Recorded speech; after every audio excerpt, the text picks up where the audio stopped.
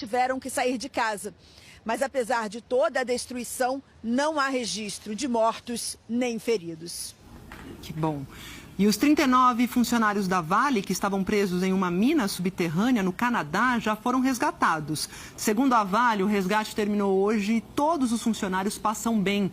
Os trabalhadores ficaram presos dentro da mina no domingo, quando houve um acidente num sistema de transporte a cerca de 900 metros de profundidade. A Vale diz que eles foram para um refúgio de onde puderam continuar se comunicando com a empresa.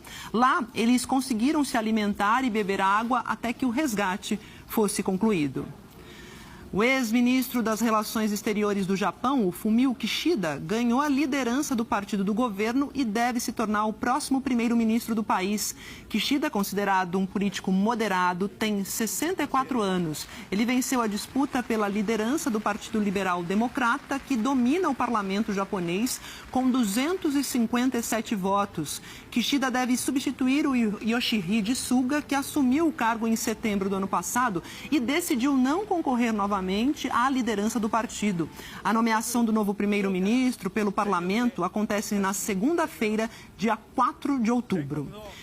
Nos Estados Unidos, militares estão prestando esclarecimentos a um comitê da Câmara sobre a retirada das tropas americanas do Afeganistão no mês passado. A gente vai para Nova York falar sobre isso com o Ismar Madeira, porque queremos saber quem que vai explicar aí nesse comitê, essa comissão, as cenas de caos que a gente viu em Cabul, no Afeganistão, no mês passado.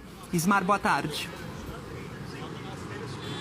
Boa tarde, Maju, para você, boa tarde a todos. São dois generais importantes do Pentágono. O chefe do Estado-Maior dos Estados Unidos, Mark Milley, e o chefe do Comando Central, Kenneth McKenzie. Eles estão participando dessa sessão que acontece agora na Câmara, que também vai ouvir o secretário de Defesa, Lloyd Austin. Os três foram ouvidos ontem no Senado. Os dois generais afirmaram que em abril eles alertaram o presidente Joe Biden que seria melhor manter 2.500 militares no Afeganistão. O depoimento deles contradiz o presidente porque no mês passado Joe Biden afirmou que não se lembrava de ter recebido essa recomendação e que manter tropas no Afeganistão prolongaria a guerra. O secretário de Defesa, Lloyd Austin, também afirmou lá no Senado que a manutenção de homens militares no Afeganistão faria com que a escalada do conflito com o Talibã fosse inevitável. Ele e os dois generais reconheceram que foram surpreendidos pela velocidade com que o Talibã tomou o poder no Afeganistão. E o general Mark Milley, ele também afirmou que essa retirada foi um sucesso de logística, na opinião dele, mas um fracasso estratégico, Maju. Sucesso de logística, mas fracasso estratégico. Obrigada, Ismar.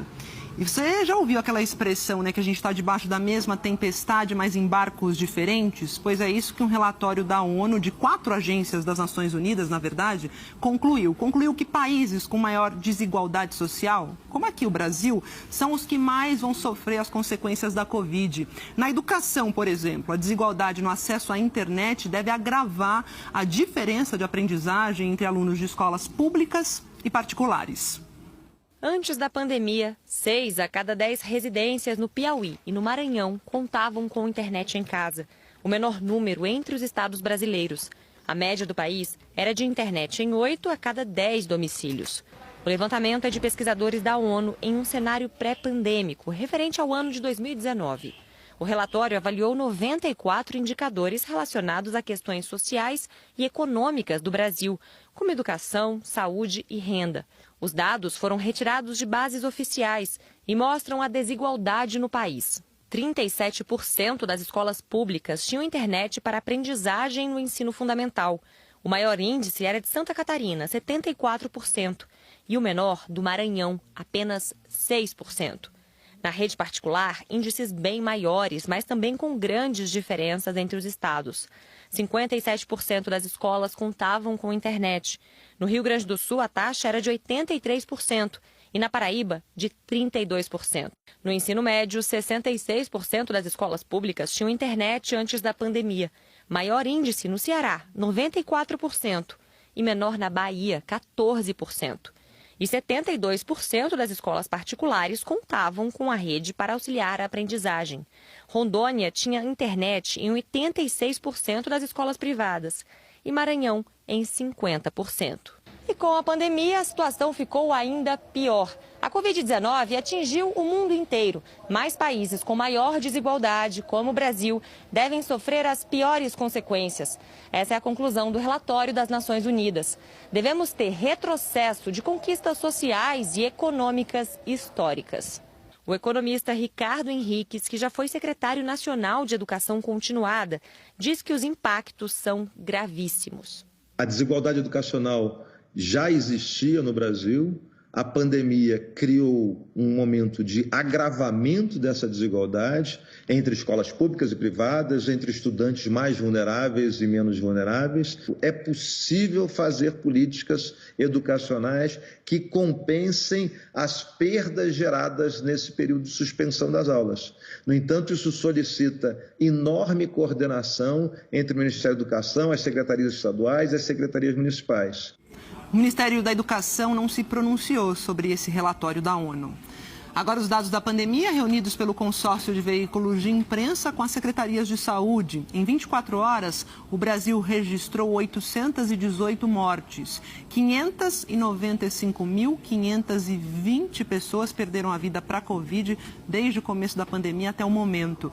16.904 novos casos foram confirmados de segunda para terça-feira, totalizando, então, 21.381.393. A média de casos está em 19.206 novos casos por dia. Temos aqui uma alta de 26%. Média de mortes, 569 por dia, 5% a mais em 2 semanas. 5% a menos, aliás, em 2 semanas. No mapa, a situação pelo Brasil. 6 estados e o Distrito Federal apresentaram alta na média de mortes. Em estabilidade, ficaram 6 estados e 14 estados registraram queda. Em Macapá, as aulas voltaram hoje a ser totalmente presenciais. O decreto da prefeitura vale para escolas públicas e particulares e determina que as carteiras fiquem a uma distância de 1,5 metro. O uso de máscaras é obrigatório, assim como o uso de álcool em gel para limpar as mãos. Os pais que não autorizarem a volta dos filhos devem informar essa decisão por escrito. A Fiocruz divulgou dados de um painel sobre o atraso na segunda dose de vacina contra a Covid. Eu chamo aqui o Diego Aidar, que está lá no Rio de Janeiro, e conta pra gente quantos são os atrasadinhos, quanto % de atrasados. Oi, Diego, boa tarde. Oi, Maju, tudo bem? Boa tarde para você, boa tarde a todos. A taxa de atraso é de 11%. O boletim foi batizado de Vigivac e é a primeira vez que a Fiocruz faz esse levantamento. A Fiocruz concluiu que 11% dos brasileiros que receberam a primeira dose não tomaram a segunda dose da vacina contra a Covid 14 dias depois do prazo previsto. Nesse boletim foram usadas informações referentes até o dia 15 de setembro. Os pesquisadores lembram a importância da vacinação completa. Eles reforçam que o atraso na vacinação pode comprometer seriamente a efetividade das vacinas e, segundo a Fiocruz, o objetivo do painel é apoiar secretários, prefeitos, governadores, enfim, gestores a identificar municípios que precisam de algum tipo de ajuda para acelerar a vacinação da segunda dose. A Fiocruz não explicou os motivos do atraso, disse apenas que se baseou em informações, em dados das prefeituras e também dos estados. Tem que tomar a segunda dose, já tomei a minha. Eu também tomei semana passada, Diego, que bom. Agora a gente vai ver aqui quem que não está atrasado, quem já tomou vacina. Os últimos números da vacinação no país a gente mostra no telão para vocês. Olha só, 522.629 pessoas tomaram a primeira dose em 24 horas, 1.527.128 segunda dose ou dose única e 80.815 a dose de reforço. Total foram 2.130.572 vacinados. Até agora, 145.528.074 brasileiros receberam primeira dose. Isso equivale a 68,22% da população.